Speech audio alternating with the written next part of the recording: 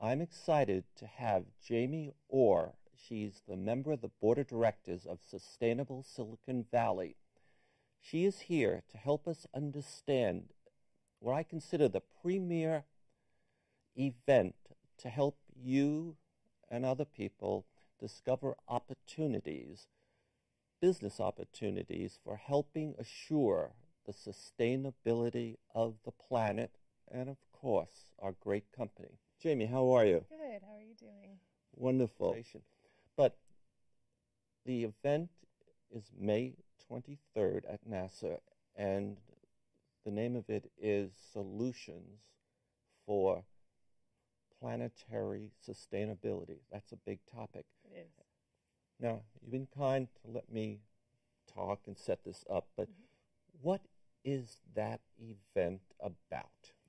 The Solutions for Planetary Sustainability is a showcase. We're bringing together great minds, we're bringing together great solutions, and we're bringing together great exhibitors to come together on the topic of planetary sustainability. So I heard great minds, I heard solutions, and the third one was exhibitors? Exhibitors, that's correct. Exhibitors.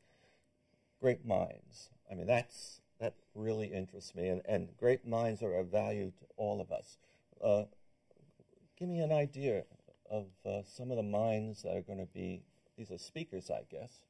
So the event is at NASA Ames. So, I mean, you can think right there already there's going to be a number of great minds present. But we're also bringing in key speakers, including Dennis Meadows, the author of Limits to Growth.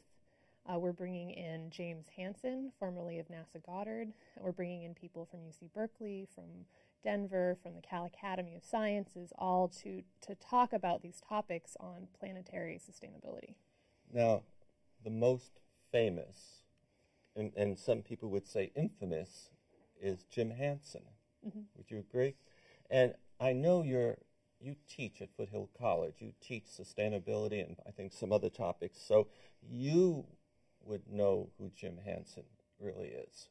He really is at the forefront of speaking out for climate science and the real perils that are involved in what we're doing now and where we need to go from here. Now, wasn't he the person who forecasted how many parts per something or another of carbon in the atmosphere would be a limit before the planet would really be threatened? Maybe you could say that more clearly than I did. So he looked at some studies, and one of the numbers that comes up a lot is 350 parts per million. And we've actually surpassed that already. We're closing in on 400 parts per million of carbon in our atmosphere. And that talks about, what is going to happen from there by having that much carbon. And, how is that going to affect our climate? How is that going to warm the planet? How is that going to affect other systems based on that? And see, some of the changes in weather that we're seeing. And he really was at the forefront of that research. So he planted a stake in the ground.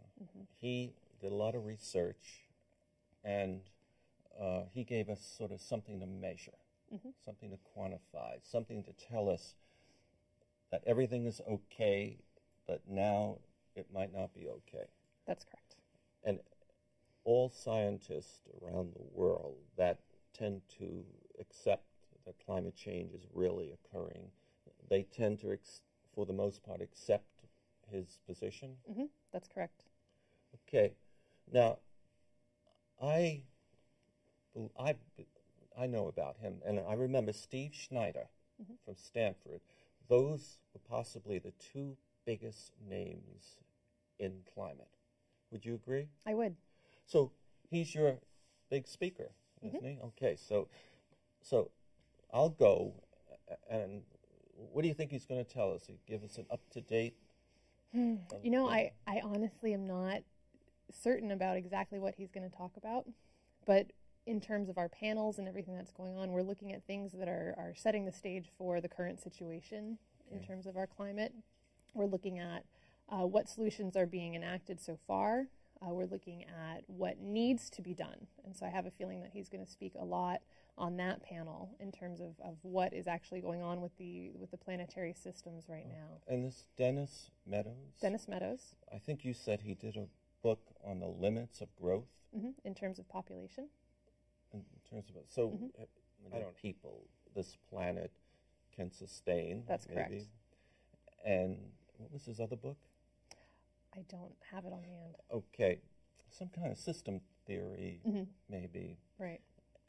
But anyway, he's quite famous, and didn't he win a prize, the Japanese? The prize? Japan Prize. That's correct. Yeah. Okay, so you have great speakers, and then you said the other thing that this event provides is information about solutions. Could you elaborate? So the event, this West Summit, which is water, energy, and smart technology, is around this competition, this solutions gathering that we've been doing for the past several months, and on solutions from local teams, small businesses, individuals, and getting them to put forth their best solution that will promote planetary sustainability. And that can be in any area, whether it's education, whether it's in water filtration, whether it's in transportation, or in energy monitoring. So we have over 100 solutions were submitted. We've narrowed that down to several finalists, and so all of these solutions are going to be showcased at the event. First, how many finalists? I believe that there are close to 90 finalists. 90? I know. Oh my God. We're narrowing it down to 10 from there. Oh, okay. 10 from there. Let me see if I understand what these solutions are.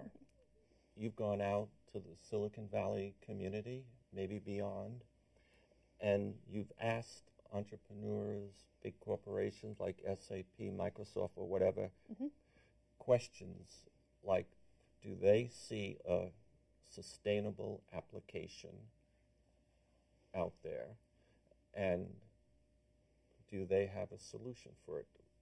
Would that be correct? That'd be very correct.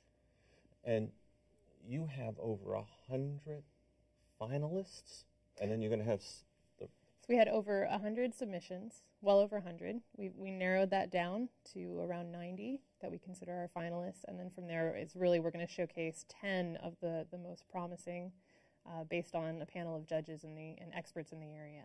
Okay.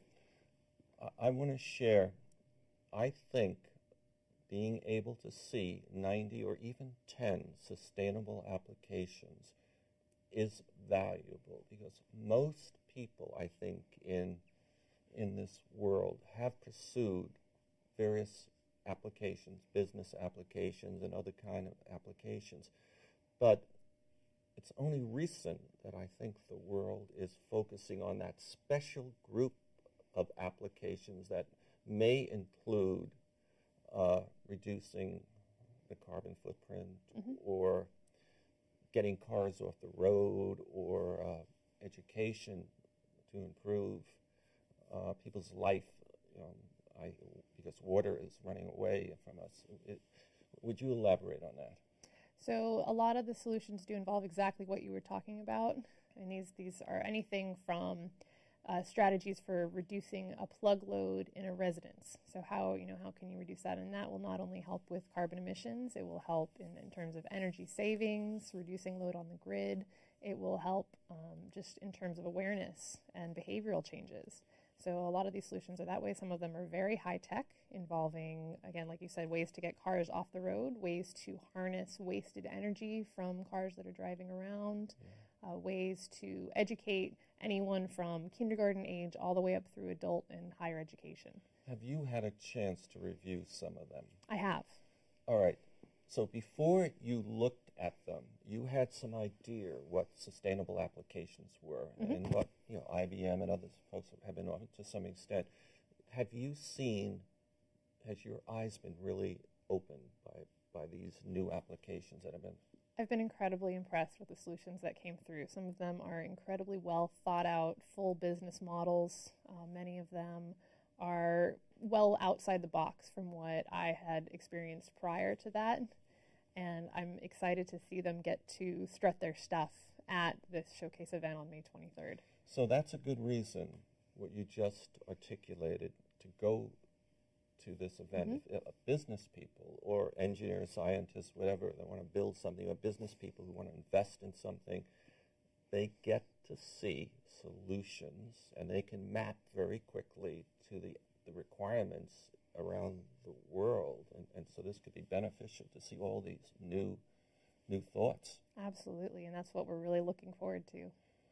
Okay, so, and in terms of physical things, it's water, it's energy and smart technology. And smart technology. So that's sort of folks have developed new technologies, I guess, for doing different things. Well, and if you think about it, a lot of what has promoted sustainability in terms of energy is revolutionary new technology. And so we're looking at additional ways to push that technology forward. Okay. Now, I'm wondering, you said exhibitors. And so I'm going to go to the event. There's a lot of other folks. So one thing I'm going to see is some really great speakers, and I'm going to enrich my mind, which I'm always interested in doing. And the second thing, I'm going to enrich it by seeing and having an opportunity to meet a lot of people, companies that have developed new solutions that'll broaden my mind. And what are the exhibitors going to do? Give me an idea of who's going to be some of the exhibitors. Well, we have, some of the biggest companies in the Valley, including Google and Silver Spring and SAP, are all participating in this event. So you can expect some high-level exhibitions going on. And that's really going to allow participants to come face-to-face with these companies that they may only normally drive by, see what they're up to, see what they're developing in terms of sustainability, ask them questions, get answers, and really share their own input with these companies. Share their inputs, tell these companies what they think is important. Absolutely. And meet some of the decision makers and start a dialogue and start persuading and leading to business opportunities and making progress. Absolutely. Now, this event is on what day? May 23rd. And it's at? It's at NASA Ames. Okay. And for people who want more information or to sign up, where do they go? You can go directly to our website, sustainablesv.org, and the event is completely highlighted right on our main page. They can go directly to registration from there. They can see our agenda, the list and full biographies of all of the amazing speakers and panelists. They can look at all of these solutions on our EcoCloud platform. And actually, one of the great things is prior to the event, anybody can go and look at the solutions and rate them and review them themselves. The same day, or? You can go beforehand. Yeah, or the same day. You can give input when you're there, but even better beforehand. When can you go beforehand? A day? Online. Oh, online. Yeah, you can see a summary of all of the solutions online based on what you're interested in. If you wanted to, if it were me, I'd look at education solutions and sustainability. I can go and see what solutions have been submitted, and then I can review them and give them comments before I go meet them at the event. Okay, and when I go, what time in the morning, and do I get coffee, a donut, or anything of that sort? It's all day, starting early in the morning at 8. We're going to have coffee. We're going to have lunch. We have hors d'oeuvres and wine at the end of the event. So it really is an all-day affair. So it starts maybe 8:30, 9 o'clock, yes. and then it runs to 5. Runs till 7. To 7, and that includes and food and drinks and chatting up with all of these great minds and